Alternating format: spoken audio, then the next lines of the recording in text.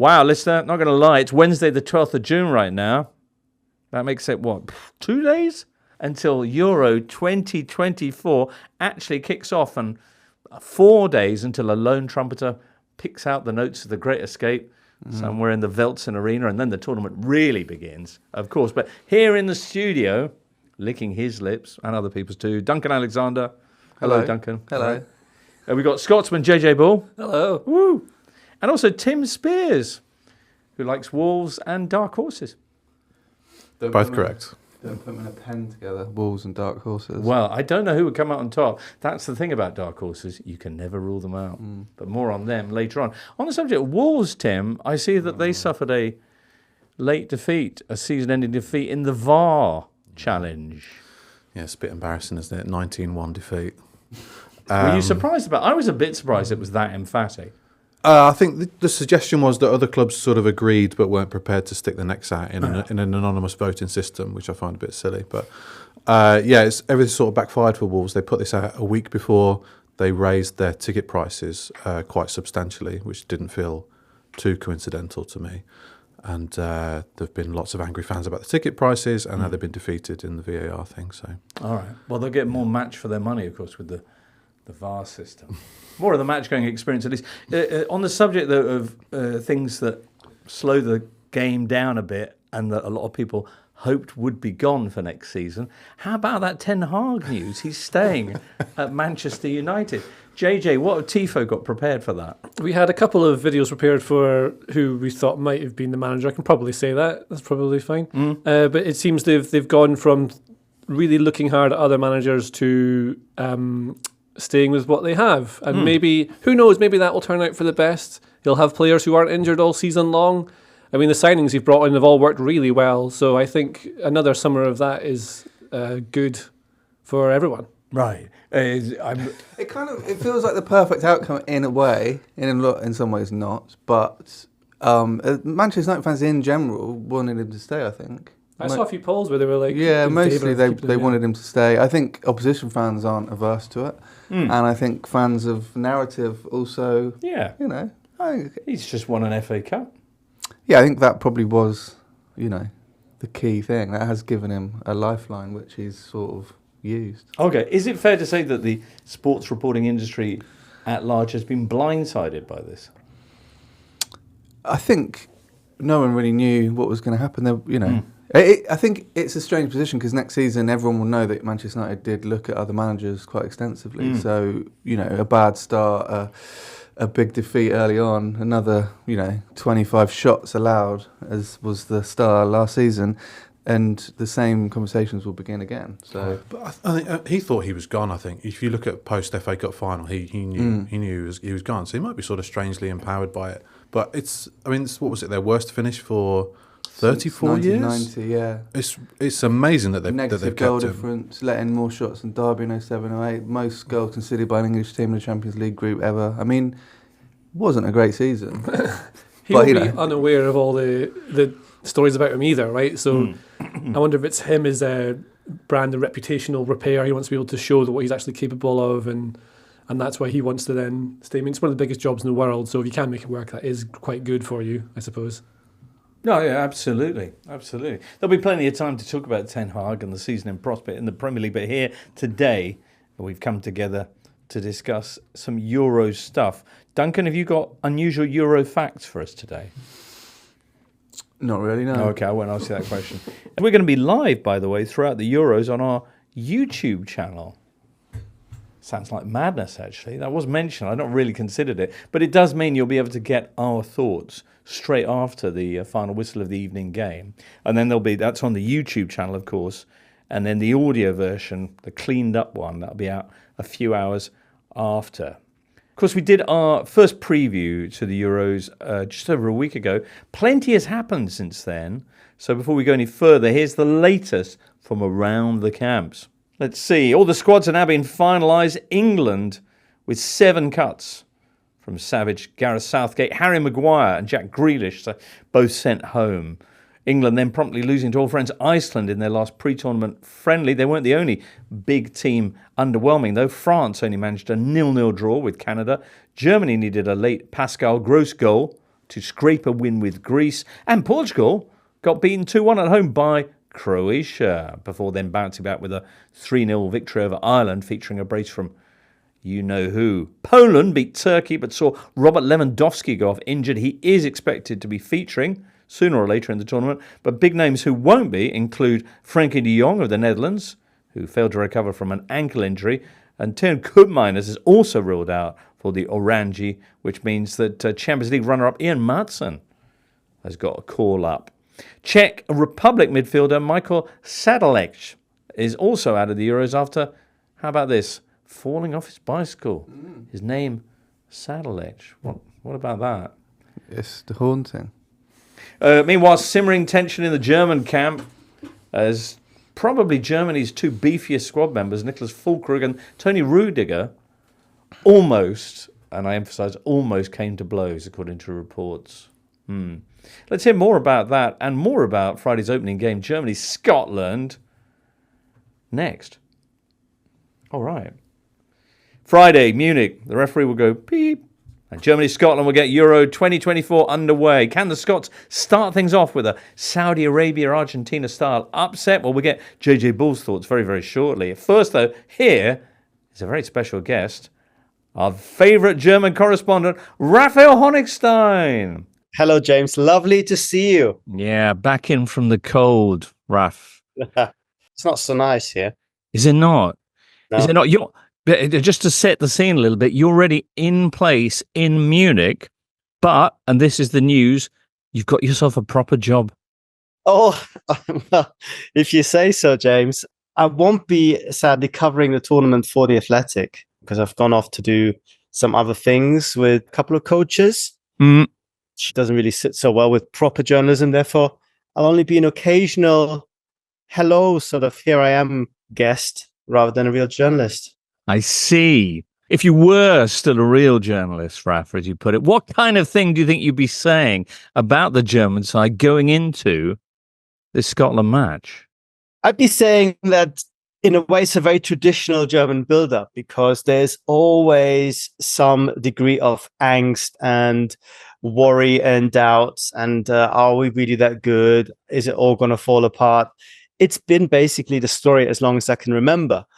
The difference is that everyone's trying to reconjure the ghost of 2006 and think that somehow it's going to be this fairy tale 2.0, everything's going to click, the whole country's going to get swept up in this euphoria and Germany go deep into competition at the very least to the semi-final.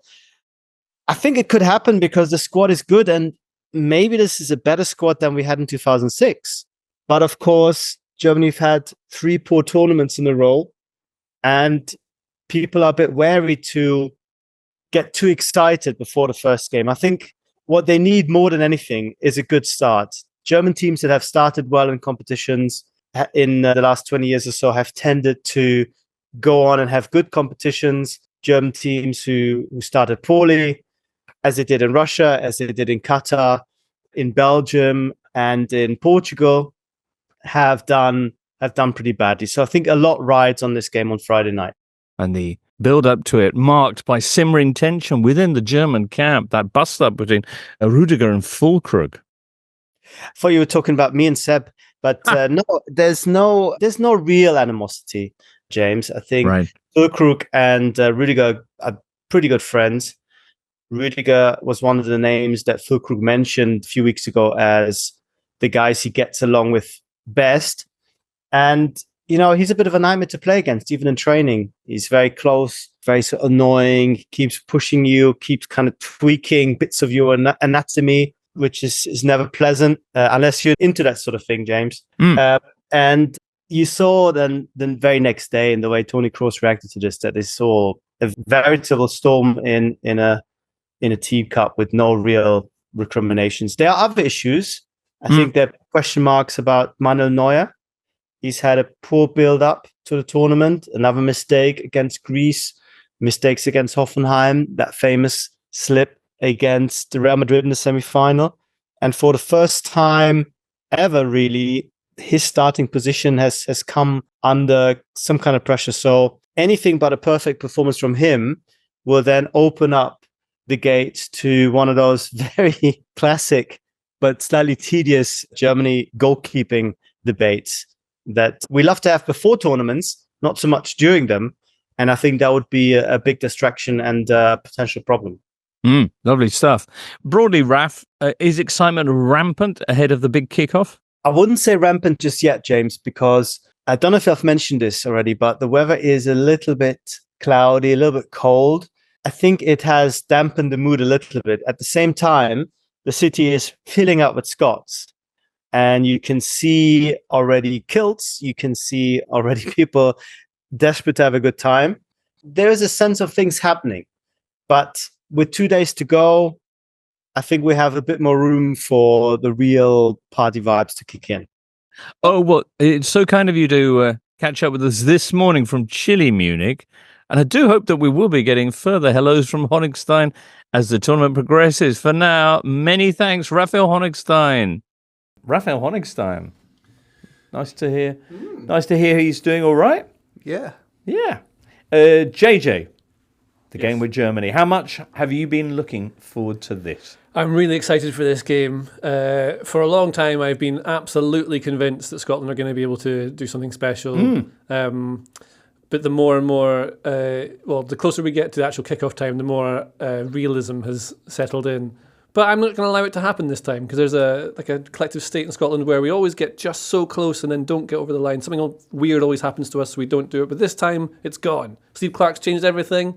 This is our game to win somehow. Okay. Well, much like your own state of enthusiasm, Scotland started on a real high on their qualifying process. Yeah. And then results have tailed off a bit. Is that why you've begun to doubt? Yeah, a bit of that. There's a few injuries that weren't ideal going in, but I think everyone's got that. I mean, it might end up playing Anthony Ralston at right back or right wing back, whatever system Clarke plays, which isn't the worst thing. I think it's more that the more I've looked into how good Switzerland and Hungary are, they're a lot better than I initially thought before doing all my research for work. And so those games, the thing is though, like I think Scotland, Hungary and Switzerland, honestly, those results could be anything. That I would believe any score you told me between all three of them when they play. Germany is difficult, but I can just see a thing with Germany with the centre of their midfield. Like they don't have a lot of, I would say, speed and power in the middle of the team. And they're very narrow, Germany, and I can just see there's opportunities there for Scotland to do something with like running forward quickly. And you've got runners like McTominay and McGinn and Robertson if he's fit. He was taken off injured from a training session recently with they think it's what's the word they say? Precautionary. So hopefully, I haven't seen anything this morning to say it's not anything other than that. So I think there's every bit of chance. We're not expected to do much, and so I should say that's not being neutral as a journalist. I should say they are. He's not expected to do too much, but that helps. I think. I think you can fly your Scots flag on this one, JJ. I've got it outside. If you want me to bring it in? Yeah, no. I think you're very much here to do that. Okay. It's all about the passion. Yeah. Beyond your journalistic research and stuff, where do you think Scotland's best hope lies? Could it be set pieces with that Austin McPhee? Well, that is a plus point. And tournaments are, I mean, the team who wins tournaments does well in tournaments tend to be the one who makes the fewest mistakes. So, but I think you need to go in it and take a bit of a risk. And like Scotland are fine at set pieces. Austin McPhee is the set piece coach at Aston Villa as well. He was at Hearts before in Scotland, and there'll be routines that work, but then the routines don't work unless you have players who attack the ball with aggression and they're well prepared for it. I think we've got strong players in the midfield to keep the ball. I think we've got good runners. McTominay and McGinn turn up in the right places at the right time all the time. Lyndon Dykes being injured is a bit of a... It's difficult because although he's not the best player in the world and he's not the most prolific striker, he does give you a certain level of aggression and hold-up play that is really useful, like dropping in to combine with players, which then allows the other two to run on. And so the choice now is between Shea Adams or Lawrence Shankland, who is just a pure goal scorer. He has a lot of dialogue with the midfield when he plays for Hearts. But I don't know how well that translates into the international game and what he'll be able to do. Like he could just be the poacher that you need to try and score these goals. That kind of reduces what he's good at. He has got a lot of things. But I really think that there's some decent players in that Scotland team. And I hope I don't look stupid come the end of the tournament or 3 games time when everything I've hoped for doesn't come to pass. I was just saying, Lawrence Shankland, he's the pie guy, isn't he? The pie guy? Wasn't he the guy who ate a pie that was thrown at him? I don't remember that. He could well be. That sounds exciting. They should make a film about that. It was Shankland. wasn't it Hearts Hibs, and someone threw a pie at him and he caught it. Sounds like something he would do. Caught it. Yeah, last season. It was Shankland did that. Yeah, I don't know how I've forgotten that. He was player of the Caught year. the in pie. Scotland, Did he take a bite? Yeah. I think he That's scored. sensational. Someone lobbed a pie from the crowd. He caught it and Yeah. took a bite out of it. All right. Was And- it a and friend? It's on the And we internet. should point out, Was it a- like in the Tour de France when the cyclists go you by grab a a feedback? Yeah. Grab a feedback. But what's he going to eat in? But we Germany? should point out it's a. That's what they do in Scotland. They don't give you like a- those little a juice Rapha. things to be pies. Yeah. Bratwurst, yeah. It's probably easier to catch, I'd say. Less chance of burning. Danger And of it also, going straight down the throat, though. illegal pie eating as well. Obviously, the Sutton goalkeeper was very much not. That's a the good other pie. big football They're pie the big story. two. They're the big two. Scotland certainly had the worst of it at the last Euros. Oh, sorry, Duncan. I was just going to ask JJ whether you felt, because you probably went into that tournament, 2020/21, with a lot of enthusiasm, and then it was a bit rubbish apart from the 0-0 draw with England. The 0-0 win, I think you mean. Yeah, sorry. Is this team better than that one, or will they fare better than that one? What do I think?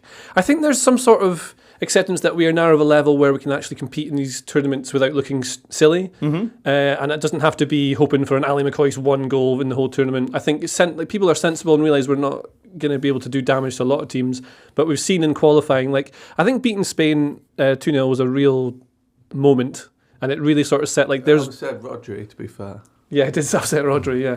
But then they did get their revenge later. But, I mean, the Spain game was huge. I think beating Norway 2-1, like those are... The scenes in that was phenomenal. Dyke scores and then sets up Kenny McLean, who's injured for the tournament, with a layup goal where he just slots into the corner, and it's amazing. And there's a certain momentum that would have been great to carry into this. But I think maybe the reset of recent results is quite useful just to come into it and realise that it's not as easy as we'd maybe hope. Not easy, but, it's not as simple as we thought it might be. There are good players there. I think you can trust in Steve Clarke's tactical setup. You don't need to be able to press high and go at people. A lot of teams will do it. I've noticed like Austria and Hungary, like a lot of teams will go and press people. But I think the group we have, I think there's a chance to swing against Germany because of the tactical setup between the two teams and just the profile of players that Germany have in midfield. They've got better players, but Scotland will be able to go through them. And then I think Switzerland and Hungary should be draws. So we could... There's a way You can through. get through with 3 draws. Yeah. Portugal did it and won the whole tournament. So in our crazy 16 teams from 24, pure drama. I mean, obviously the thing with Scotland historically is they've never got through a group stage, Yeah. and they have contrived to mess up some very good situations before. And surely, eventually, it's going to happen. 11 tournaments. That. What does that do to you? You know.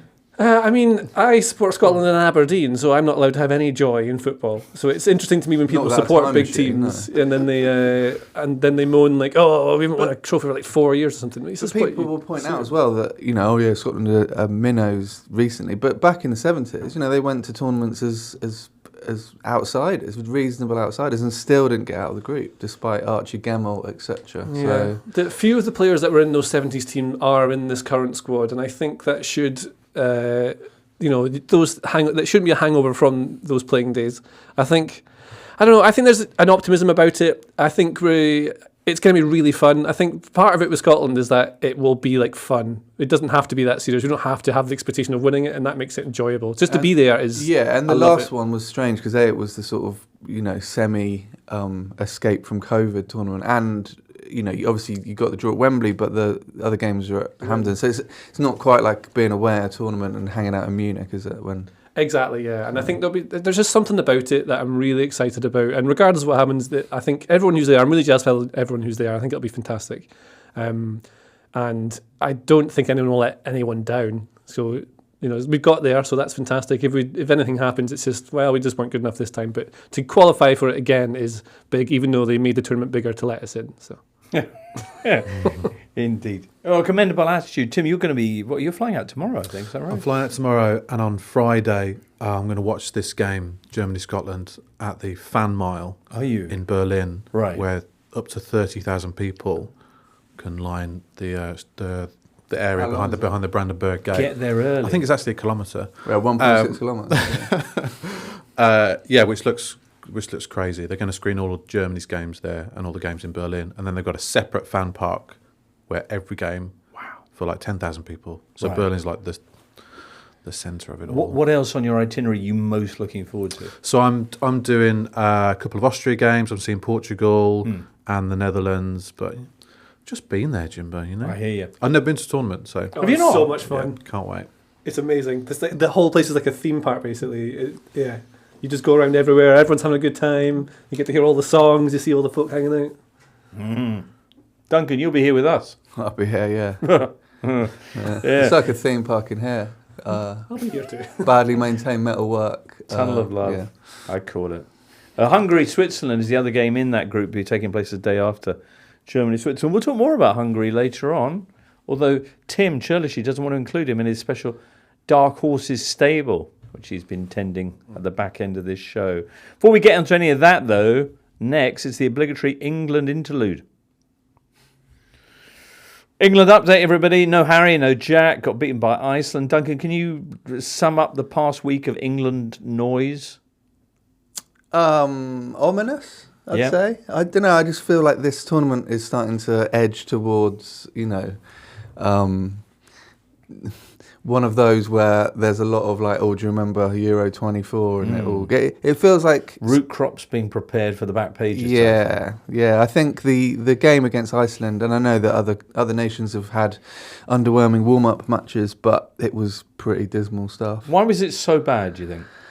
Just there was one shot on target, but just the chance creation, it was laborious, and yes, it was a friendly, and players were trying not to get injured, and yes, Jude Bellingham was still being rested after the Champions League final, but there's something missing at the moment. England look vulnerable on transitions, and they're going to have a lot of those games in the group stages where they're going to have to break teams down, and I just don't think at the moment, Phil Foden, for instance, looks, not even 20% of the player he does for City. Right. And I don't know, it just feels a little bit like Southgate has kind of done what a lot of people wanted to do and wielded some changes, but it's one of those, things. Not those changes. Yeah, not like that. And I don't know, maybe it'll all go fine, but it just feels, I'm old enough to remember previous tournaments where, World Cup 2010, when England obviously smashed their way through qualifying and... The owl on the crossbar. Yes, and it all went wrong. So yeah, we'll see. But It's just got that feeling of like players being played out of position, players carrying injuries into the tournament, like has always been the case. But isn't there usually these kind of pre-tournament jitters, much like JJ's having about Scotland? It's the first time England had lost their final game before a tournament since 1968. Good Lord. So, and they drew with Algeria or Tunisia before the 1990 World Cup, and that went okay. But even that started terribly. I mean, I don't know. It feels like the cycle that maybe peaked at the Euro 2020 kind of carried on a bit for the last World Cup, and now, I don't know, maybe we should have had a different approach. I was at the France-Canada on Sunday. Oh, yeah. And that was 0-0, and Canada were probably the better team and hit the bar, and France weren't very good. But they were cheered off. Mbappe leading a sort of a happy sort of lap of the crowd, and supposedly France and England are the two favourites for the tournament, and you compare that with England's sort of farewell. It couldn't be more different, really. Serbia on Sunday evening, accompanied by 1% lager. Did you hear this? Apparently the authorities have deemed this match to be high risk and have urged the stadium condiment That's and quite beverage like a medieval staff. king, isn't it? Like watering down the beer, depending on the result of the battle. Did medieval kings water down the beer depending on the result People of the had to battle? drink beer all the time because of the water being bad, which I guess we've come back to at this point in history.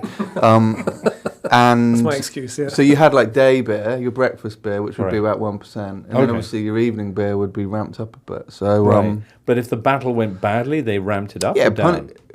ramp it up before, and then if the military hierarchy were disappointed, they would probably water it down as a sort of punishment. It's interesting. In Scotland, the tap water is the best thing you can possibly drink, yet we all start the day with tenants and end it at the same. Tap water in Munich is particularly good, actually, in my experience. Tim, I can't remember what we were talking about before this. I think it was I mentioned Serbia. You're not going to that game, are you? No. Right. But you'll be keeping an eye on it, a weather eye on it. Do you share Duncan's concerns? Yeah, I do.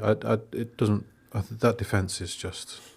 It's nowhere near good enough to win a tournament, and that's going to impact the rest of the team in how they play. And then it puts the handbrake on the players in front of them, I think. I think everyone focuses on Kieran Trippier at left back because obviously he's right-footed and it's not a natural thing. But I think, as Liam Thorne pointed out, it can work if you have a more attacking option on the right. Like, you probably would need Trent Alexander-Arnold to play there. And England did look better when he came on, but, it sounds like he might be playing in midfield. So, we'll see. I mean, it could all be fine, but it's a bit different to the last few tournaments when England have come in high spirits, and we obviously saw the fallout from the deselection day. It sounded like that was a particularly tricky moment for Southgate. Not quite Hoddle 98, but in terms of the reaction of the other players. Yeah, and there was obviously senior players who weren't happy at Maguire and Grealish not being there. It And reminded me of that. The Hoddle thing with Gaza. Yeah. It felt the same thing to me. I remember exactly what that was like at the time as well, yeah. Well, I remember listening to Radio 1, playing Championship Manager with a friend, and they interrupted to say that Gaza wasn't in there. I don't think it was quite to that level, but it did. Did they play I'm Your Man straight afterwards?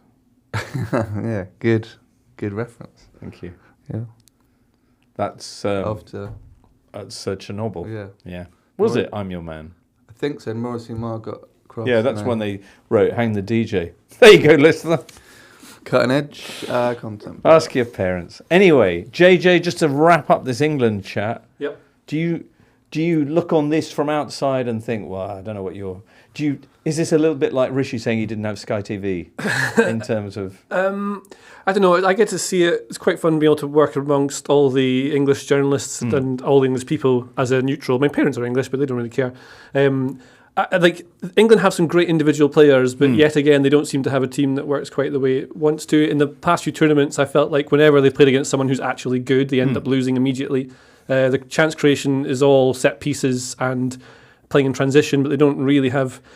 I mean, I think the team's better than maybe a lot of people now think it is. Like, players like Anthony Gordon appearing on the left wing is quite a good option because he's really fast and you need that. But then you were trying to get Phil Foden into the team, who's probably best playing in the middle or as a sort of 10, around there. Then you've got Bellingham the same.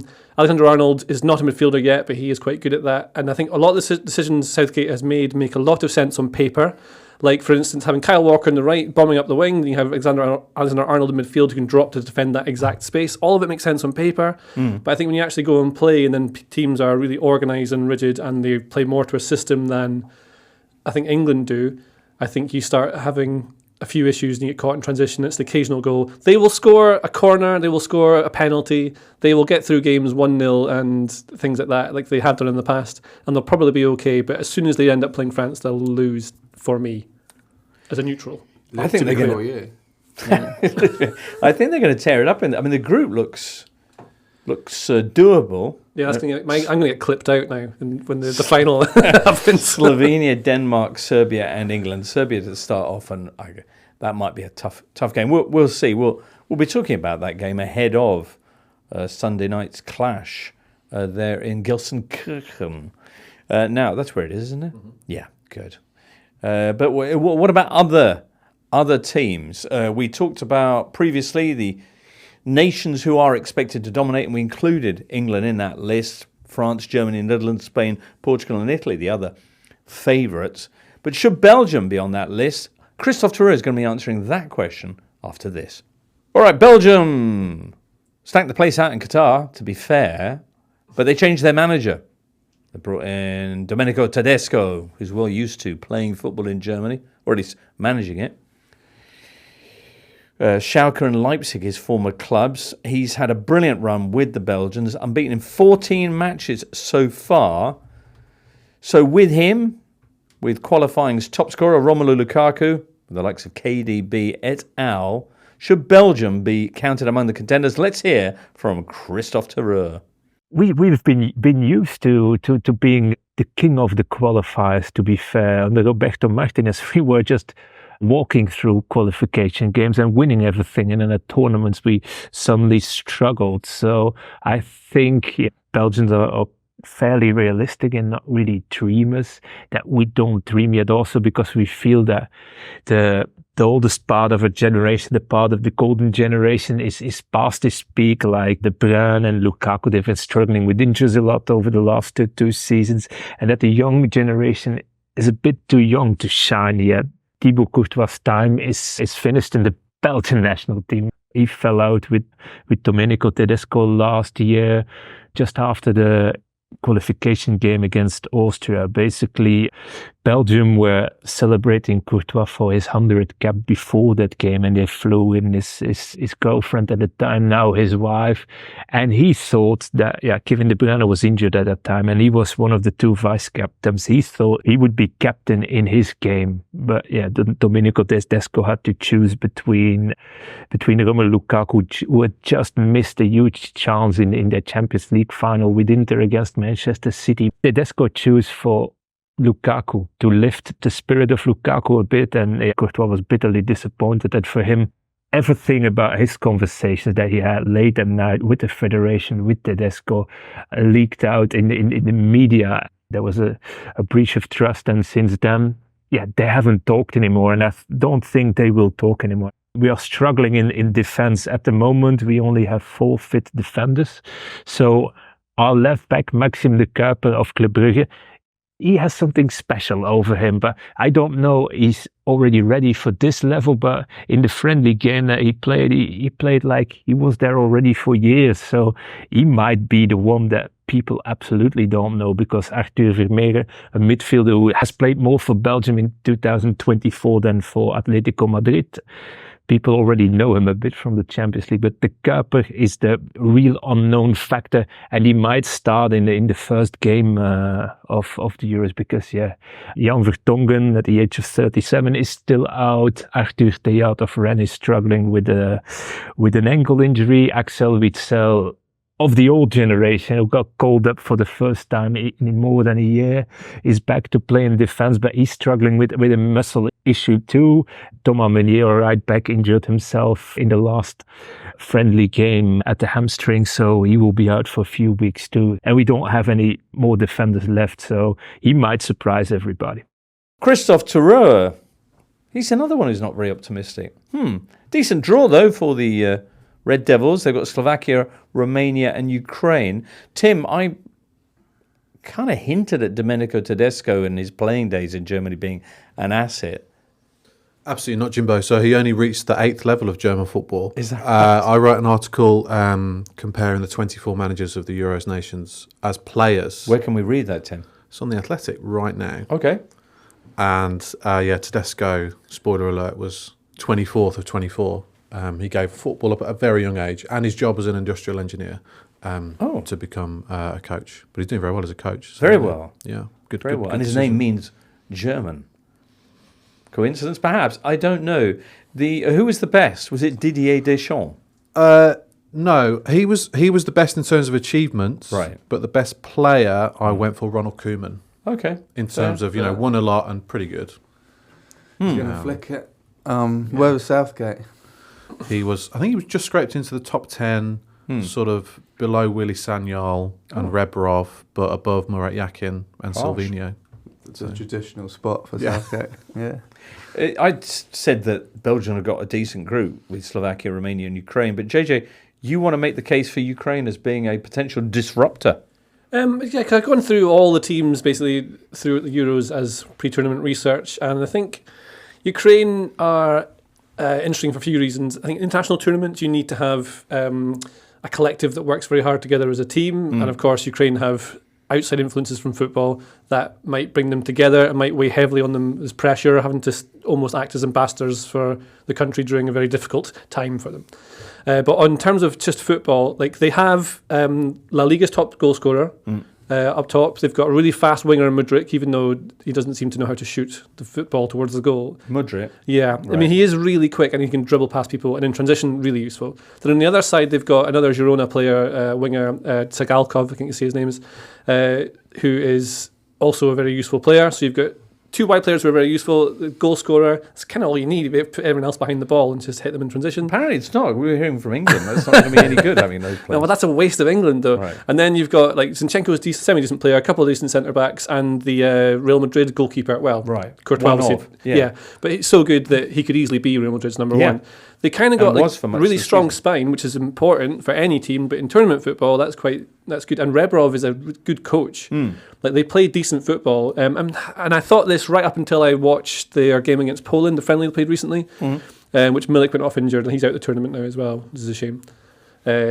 And they conceded a couple of goals in a short space of time, and I can see there's a little bit of vulnerability there. But again, like, all these teams have had poor pre-tournament friendly, so I can't read too much into it. But yeah, I think there's something about Ukraine that'd be quite useful. Additionally, there's a couple of folk who did some Football Manager simulations, and Ukraine reached the final and won it 5 times out of 100.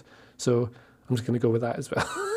Pretty impressive stuff. I think, to JJ's point, I think people, and this happens with every tournament, it's going to take a few days for people to shift into the mindset of it's an international tournament, and the standard of football isn't quite as good. And it is a bit like going back in time 15 years. And that's why certain players shine at international level that don't at club level. Like, look at Lukaku, you know, he's 85 goals. He's like the ultimate centre forward for an international team. Unless you're playing at the World Cup in Qatar. Everyone has downtime. As well, like, you sort of know every single player now, and I wonder if it was like the 90s again. We'd not really have heard of Mudryk by now, maybe. Well, He wouldn't have played. Then, Perhaps, listener, you're like me and are barely aware of half of them. But the more surprises in store for me next when we talk about some of the other dark horses, courtesy of Tim Spiers. Hey, listener, if you like what you're listening to, or perhaps seeing on our YouTube channel, then why not come and join us for a live in-person Totally Football style experience. We'll be doing the Totally Football show live at the Leicester Square Theatre on the 8th of October. Duncan, you're going to be there, I think. We'll be there. Also on the bill, although below Duncan, is Julian Laurence, and probably, well, me, I'll be there, and I think somebody else, not sure who exactly. Mystery guest. Could be anyone. Brilliant. You can go to leicestersquaretheatre.com to purchase your seats. Get loads. Now, we're also going to be live every night through the Euros, in case you missed that earlier. Live. Dark horses, Tim. Which ones are really dark horses and which just look a bit dark now, but at the first sign of trouble, it's just a bit of soot that's going to pour off the side? a normal horse. A normal horse underneath. Sorry, what's the question there? No, I don't know. It was about dark horses. Which one's a real dark horse? Lots of teams look a bit shadow. Sorry, Where's that from? what, dark horse? Yeah. Because it gets said a lot. It does, doesn't it? Producer Charlie says that dark horses, I mean, it just means that dark in the sense of the dark ages, which disappointingly weren't really, really dark with everyone stumbling around. But it was That was dark, Renaissance propaganda. an absence of information. So they are horses in a gambling sense that punters didn't know much about before they wagered. And it's a pretty apt analogy for some of these teams lining up, isn't it, Tim? Yeah, I think in terms of nations you wouldn't associate with getting into the last stage of a tournament, Right. Austria would be sort of the best of the rest, I think. Do you think? Certainly in terms of form and what Ralph Rangnick's done with them in 2 years. Yeah, he was a club manager for basically 4 decades, and then 6 months at Man United finished him off. So he moved into international management. And he's done, a really good job. They're sort of like typical Rangnick, high pressing, high energy, lots of goals. They're in a really tough group with France and the Netherlands, but they've beaten Croatia, Italy and Germany under Rangnick. And in March they thrashed Turkey 6-1, despite having Alaba out and Arnautovic out and Sabitzer that day. They still won 6-1, which is... so there's this real sort of wave of rare optimism amongst Austria fans. They're not used to being optimistic about their nation doing anything because they've, apart from getting to the last 16 at the last Euros, they barely get out of the group stage since the 50s. There is an issue in that Alaba's out injured. Okay. He'll be a big miss. And So what players have they got? So Sabitzer would be sort of their best player and their main creator. They've got a lot of Bundesliga players who are familiar with Rangnick's style, which I think has helped them sort of implement it quite quickly. Arnautovic is still knocking around, age 35, will probably play. Gregoritsch from Freiburg is their sort of main goal scorer. And then Konrad Lehmer from Bayern Munich, Sabitzer as well, Baumgartner from RB Leipzig. So they've got quite a few creators. They are, like I said, they're missing Alaba. They've suffered 4 serious knee injuries from the squad, which is definitely going to be debilitating. Their first just keeper, Schlager, is out, as is his namesake in midfield. Is he also called Schlager? Yeah, Right. and Wolf striker Tasa Kalajic, he's out as well. They've all got serious ACL injuries. Underworld's favourite team because they go Schlager, etc. No worries. I'm interested to see Austria play based on how Rangnick has them playing. The out of possession, it's really energetic, and I've watched a couple of friendlies. They like really pounce on people, and they're very compact. And in international tournaments, that I don't think I've seen that really before played out. But naturally, my response to it is that then teams can hit you in transition quite easily if they can just put the ball in behind the spaces that you're leaving. So I wonder whether it adapts a little bit. And the thing is, they don't just like press high like you might think they do right up the pitch. They kind of let teams draw out and then they pounce on them, and they're really compact. So it's hard to get past them. But I can see, like, especially against France, right? If they do that and then the ball goes over the top for Mbappe. Yeah, but like I said, they've beaten some really top teams, and they've won 7 of 8. They're unbeaten in 8 games. Sort of like doubled attendances there. Everyone's really buying into it. Probably the most high-profile manager ever, really. So, And he's turned down Bayern to stick with them as well. yeah, exactly. Yeah. So if they can, I mean, the big game is obviously going to be against Poland. Right. If they beat Poland, 3 points is generally enough to get through. Yeah, as long as you manage your goal difference in the other games. So 4 of the 6 third-place teams will be going through to the knockout stages. It's a brutal system. What about their former Habsburg buddies, Hungary, who I'm pretty hot for ever since seeing them tearing it up against England in their Nations League, that 4-0 victory at down your way, Tim, at Molineux. Yeah, it was. Yeah, Southgate. Have you counted them as among the potential upsetters? They're not one that I've because they're in brilliant form. They went through the entirety of 2023 without losing a single game. Didn't lose any of their qualifiers. They've got dark horse fatigue because they've been previous dark horses like Turkey and people like, and now they've been burned by the failure of the dark horse. Okay. And well, they didn't look very good at 2020/21. Yes. But they didn't have Dominic Szoboszlai then, who I'm looking for. Well, they did, but he was injured. He was injured, yeah. That's fair. They also, I don't think, had Callum Stiles of Barnsley in their ranks. They did not. No. Quite good, a decent League One player. It's quite surprising that he's in the Hungary team, but his grandparents gets in that way. Okay. Fair enough. Another interesting team tactically, Hungary. I've not seen enough of them to properly give you a rundown on them, but all right. I know Marco Rossi employs certain elements of relationist play, so where the players will have relations to each other rather than defined positions. Okay. It's a lot more nuanced than that, but there's a big in the tactical world. If you move left, I move left as well. Well, you'll often see players bunching together in the middle, and it looks like it looks a little bit like when you have 36 people playing football on the school pitch at lunchtime, and people are all gathered together, and there's not much structure. But in that, there is control to it. It's not all random, but there's secret signals and understandings between players, so they know roughly where you're going to go. So you get a good bunch of players together, they know roughly where they're going to go, and then you can create overloads in situations that positional teams aren't prepared to deal with. I mean, they will be obviously in this tournament. But it's quite NFL, isn't it? It's interesting, yeah. But then why is it quite NFL? Because it's all like little tricks and little knowledge, and if we dummy here and then suddenly we're going to pop up here. Oh, really? Who plays relationship football? So relationist football, it's I can't remember the guy's name. It's in Brazil. The guy who had 2 jobs at once. What is his name? Oh yeah, Fernando Diniz. Yeah, so he had like 3 jobs at once at one point. And he was is it Brazil national team and Palmeiras? Okay, so they played relationship football. Relationist football. I prefer. I can tell. Yes, they all know how to hang out with each other. All right. Wow. Crikey. So that's Hungary, Tim, for your Dark Horse file. Who else you got in there? I mean, in terms of a nation that probably nobody knows anything about, that may sort of spring a surprise. Right. Albania are pretty fun, Albania, I've got to say. So yeah, managed by Silvino, who's had a pretty awful managerial career up to this point. With Leon, he lasted like 2 months. sacked in mid-table. Then he went to Corinthians, lasted a few months, and then somehow rocked up at Albania, taken Pablo Zabaleta with him, and Deriva, the former Middlesbrough midfielder. They've got this sort of Premier League trio in charge, and in 13 matches, Silvino has already become the most successful manager in Albania's history. Wow. Who've they played?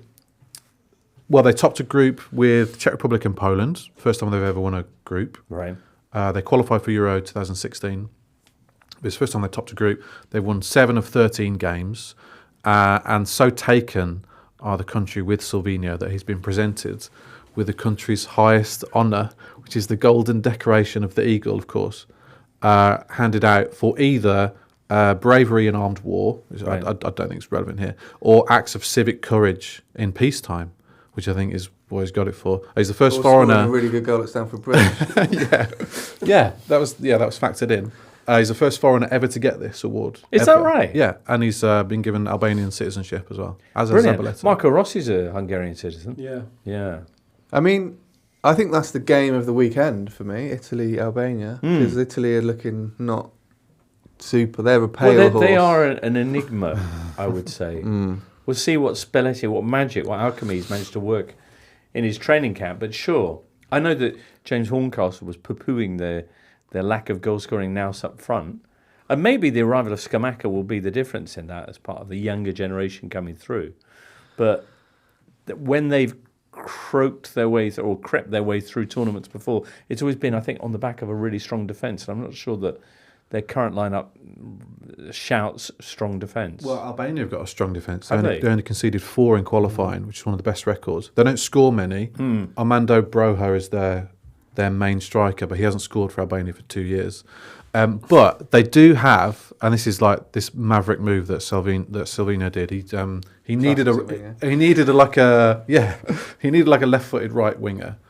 We didn't have one. Right. So he kind of scoured the globe and then looked at who'd maybe played in Albania's youth ranks. Right. And he found a former under-21 international called Jasir Asani, 27 Asani, now. the guy who scored that absolute screamer. Yes, 27 now, playing in South Korea. Right. And picked him for the first time. He played in every qualifier, scored like 3 goals, got 3 assists, including an incredible goal, cutting in from the right wing and smashing it to the top corner of his left foot.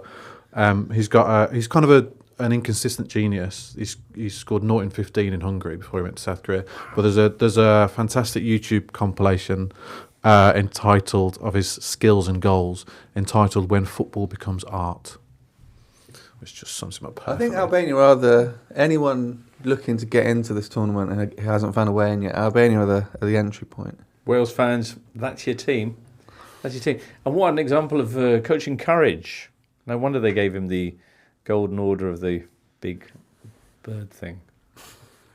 Excellent. Duncan has got Italy against Albania as the match he's most looking forward to this opening round of fixtures. JJ, I imagine you're going with Germany against Scotland. Yeah, I'm really excited for that. It's going to be fun. What is your match of most interest, Tim?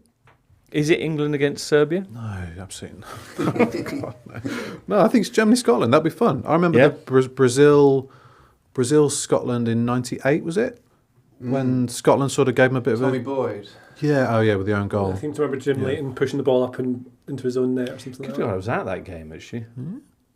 Yeah. The Stade de At France. Stade de France, yeah. Yeah.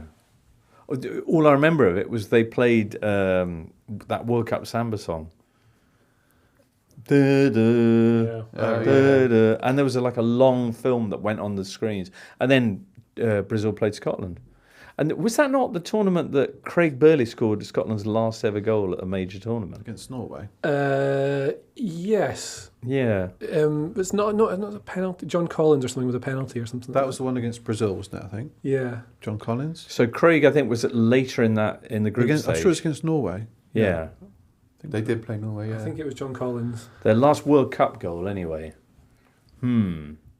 Hey. Don't come home too soon, as Delamitri said. Well, indeed. And, no, spoiler, they did. With John McGinn's coming to get you now. Yeah. Apart from JJ, is anyone actually producing Euro? It is a themed sad music? loss, actually, Yeah. that we don't do that anymore. I I'll mean, make one for everyone. maybe that could reignite some. Yeah, JJ's you are our only hope. But I'm in. Why not? Maybe that could Well, there we go. ignite some team spirit with England. Get new order on the phone. Maybe Pronto. so. Maybe so. Anything then? Having mentioned some, so which of those dark horses? I was just going to say Austria, France as well is one to pick out on Monday. Yeah, Mbappe only played 15 minutes in their last friendly, so whether he's fit enough to start will be important because they look pretty toothless without him. Brilliant. That's on Monday. That's on Monday. Excellent. Excellent. Well, we're going to be going live, as I say, from Friday night, post the Germany-Scotland game.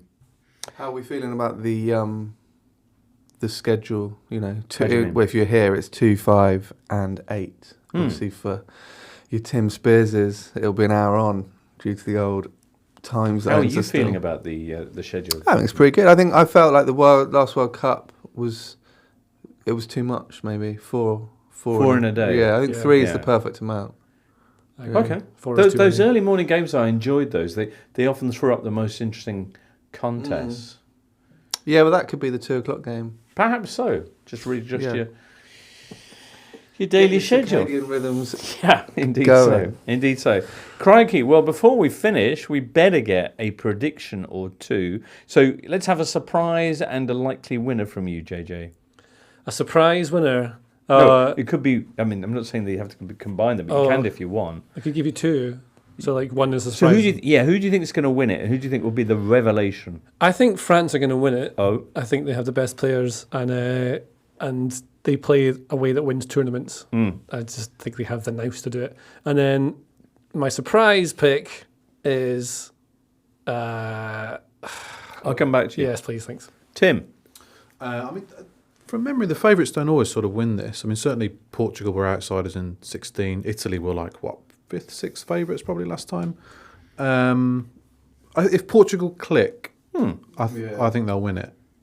But they're certainly not clicking yet. But Martinez has really changed them to what they needed to be, which is more attacking. They were too pragmatic under Right. Santos. So yeah, I think they can win it, and Austria I think can. Austria. I think I fancy them to get to quarters, and then you never know, do you? You don't. Duncan. I mean, I think France and Portugal are the 2. I mean, Germany maybe in a hepped up home environment. Yeah, I think Austria, Albania. Let's go all in. Why not? Yeah, Why not? this summer. This is Silvino's summer. It's a tough group they're in, though. If they gave Yeah, him, but 3 get through. It'd be fine. Yeah. if they gave him the eagle for just qualifying, Yeah, they've Right. gone early there. what if they win it? What is They've he, Birmingham City president or He becomes Does an he eagle, I think. What, like a Brave Star? Yes. What happens in Brave Star?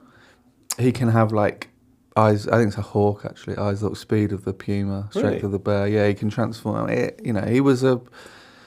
He was running a proto Wild West community on a different okay. planet. So it's not that applicable to the Euros, but yeah, I didn't see now. I was just playing yes and to help the conversation. it's worth checking out. Yeah. One Brave of the Star. seminal cartoons of the early 90s. Brilliant. Well, listen, Tim, have a great trip Thanks, Jimbo. and enjoy yourself on the mile of fan. And JJ, you enjoy Friday night as well. Maybe we'll be speaking to you after. I don't know. You never know. And I think my surprise team will be Scotland. I'll just go with that. Why Oh, not? yeah. Why Sorry, not? and I even It's forgot all right. to come back to you. Brilliant. Thank you so much for today. And to you, Duncan, as well. You're going to be overseeing the athletics output. And do you want to just give a word on that? Is it going to be total and comprehensive? It's going to be monumentally comprehensive. Bingo. So whatever your team, whatever your desires, it will all be on there. Wow. All right. Well, we're going to be a small part of it here every night. Live, as I say, for you, viewer. And at some point for you as well, listener. But thank you for being with us today. And many thanks as well to Duncan and to JJ and to Tim and Liam and Charlie in the booth. Dateline Friday. See you then. For now, from all of us here, it's goodbye. The Totally Football Show podcast is available 3 times a week, bringing you all the football news you could reasonably be expected to care about. We've got views, we've got stats, we've got analysis, we've got some of the best football writers around, and the whole thing is absolutely free. So have a listen on Spotify or Apple Podcasts or all the usual places by clicking on the link below.